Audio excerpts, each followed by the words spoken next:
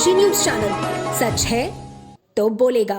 वाराणसी के बड़ा गांव क्षेत्र स्थित श्री बलदेव पीजी कॉलेज के परिसर में रविवार को स्वर्गीय शिव मोहन लाल स्मृति में बने आधुनिक सभागार के उद्घाटन में मुख्य अतिथि के रूप में विचार व्यक्त करते हुए ओला के सीईओ व संस्थापक भावेश अग्रवाल ने कहा कि मुझे बनारस की होली बहुत पसंद है। इसके साथ ही भावेश ने कहा कि इस बार महाकुंभ में जाने का मौका मिल रहा है, ये मेरे जीवन का एक महत्वपूर्ण समय होगा।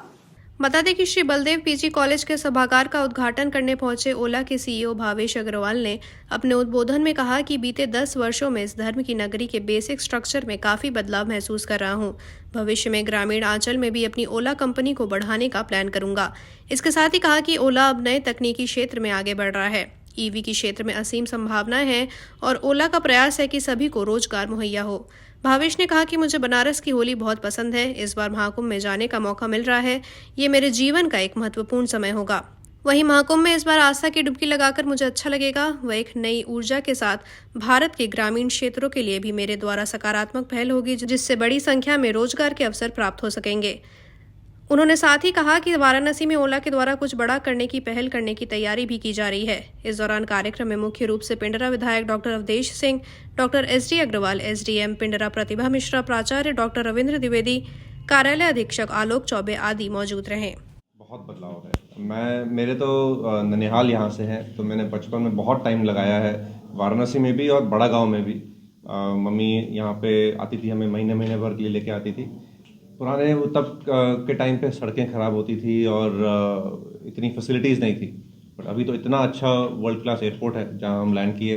वहाँ से सिटी की कनेक्टिविटी, इतना अच्छा हाईवे है। और ये भी अब बड़ा गांव तो नहीं लगता है मुझे बहुत बड़ा हो गया है।